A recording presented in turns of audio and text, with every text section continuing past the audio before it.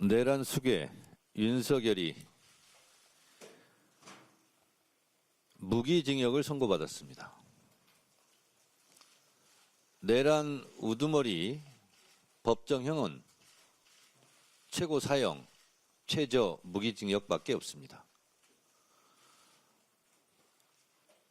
윤석열의 12.3 비상계엄을 내란 행위로 인정하고 내란 우두머리 죄를 적용했습니다. 내란 우두머리에 해당하는 형량 최저형입니다. 무기징역입니다. 나라의 근간을 뿌리채 뒤흔든 내란 수괴에게 조희대 사법부는 사형이 아닌 무기를 선고함으로써 사법 정의를 흔들었다고 저는 생각합니다. 국민의 법 감정에 반하는 매우 미흡한 판결이라고 생각합니다. 조희대 사법부는 12.3 비상계엄 당시 국회로 달려온 시민들 그리고 윤석열 탄핵과 윤석열 파면을 목청껏 외쳤던 우리 국민들의 피체혁명에 대한 저는 명백한 후퇴라고 생각합니다. 역사적 단죄를 확실하게 해야 됨에도 불구하고 이를 유예한 조희대 사법부의 행태에 대해 국민들은 매우 미흡하고 못마땅하게 생각할 것입니다.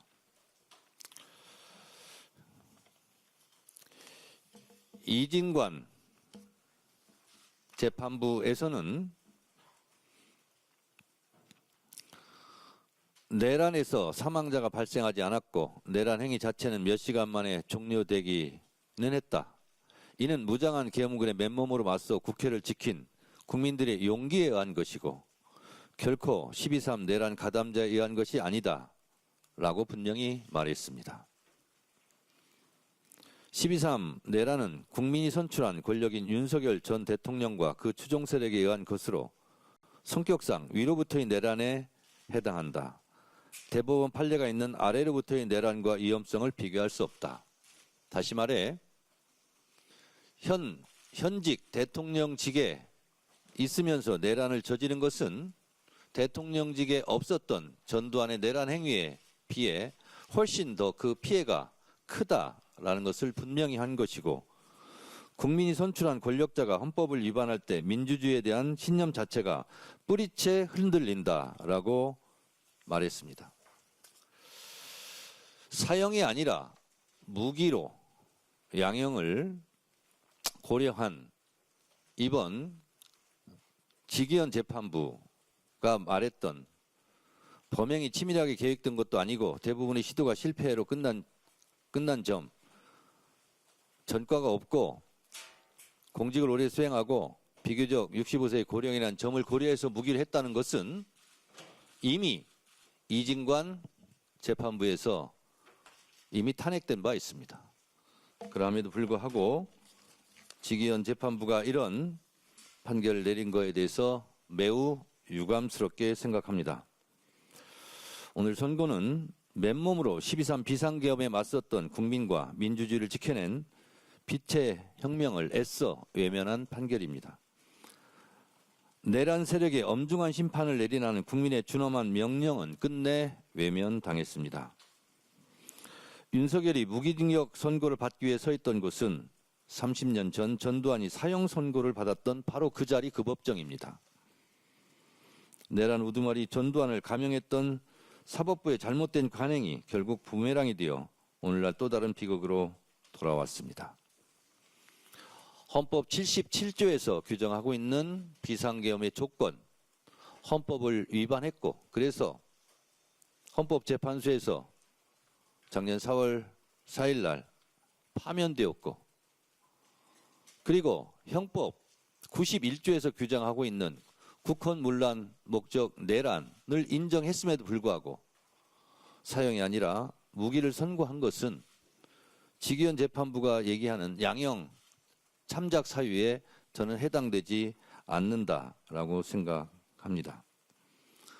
전두환의 내란보다 훨씬 더 깊고 넓고 아픈 상처를 준 현직 대통령의 내란 행위에 대해서는 전두환보다 더 엄하게 처벌해야 됨에도 불구하고 그러지 않았습니다. 김용현에 대해서도 사형 또는 무기 5년 이상이라는 양형 조건이 있습니다만 그 양형 기준에는 한참 미달한 선고라고 생각합니다. 더욱이 받아들이기 어려운 것은 노상원 수첩에 적시된 그 수첩 내용에 대해서 노상원에 대한 선고도 매우 가볍습니다. 노상원 수첩대로 내란이 성공하고 진행됐다면 여기 있는 사람들은 이 세상 사람이 아닐 것입니다. 저 또한 그렇습니다. 이재명 대통령도 그렇습니다. 우원식 국회의장도 그렇습니다. 김인석 국무총리도 불귀의 객이 되었을 텐데 이에 대해서 너무 간과하지 않았나라는 생각을 지울 수가 없고, 이는 2차 종합특검에서 노상원 수첩에 대해서는 명명백백하게 그 진실을 밝혀주기를 기대합니다. 사실은 제가 당연히 사형이 나올 줄 알고, 사실은 사형 선고가 됐을 때 사실은 이것을 아주 메시지를 준비했는데 이 메시지를 읽을 수가 없습니다. 없게 되었습니다.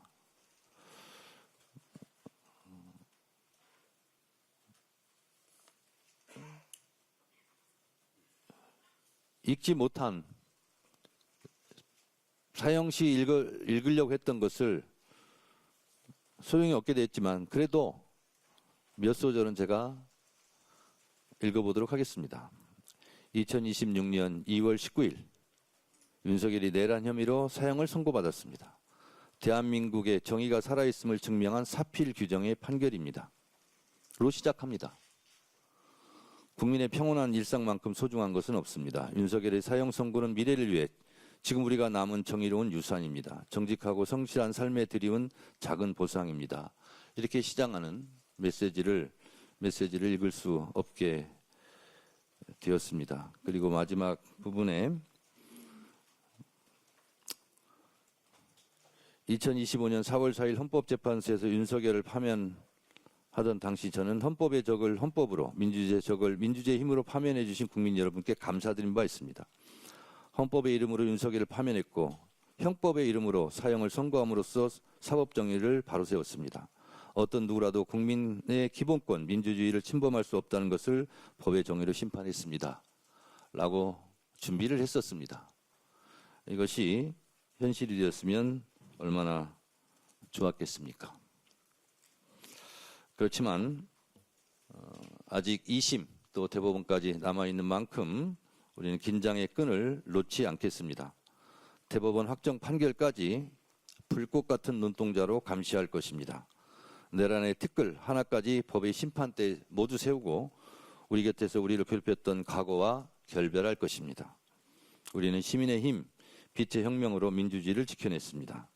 오늘 국민들이 오늘과 다름없이 내일을 꿈꿀 수 있도록 국민의 일상을 지키고 하루하루 행복을 쌓아 올리겠습니다. 지금 읽어드린 내용은 사형이든 무기징역이든 제가 꼭 하고 싶었던 그런 말씀. 국민 여러분, 오늘 윤석열에 대한 단죄가 국민들의 열망만큼 이루어지지 않았다 할지라도 결코 우리는 사법 정의, 헌법과 민주주의 수호에 대한 정신을, 그 끈을 놓을 수는 없습니다. 여러분, 더불어민주당은 2차 종합특검을 통해서 노상훈 수첩의 진실도 밝혀내고 윤석열이 내란 수괴가 법정 최고형을 받을 수 있도록 끝까지 최선을 다하겠습니다.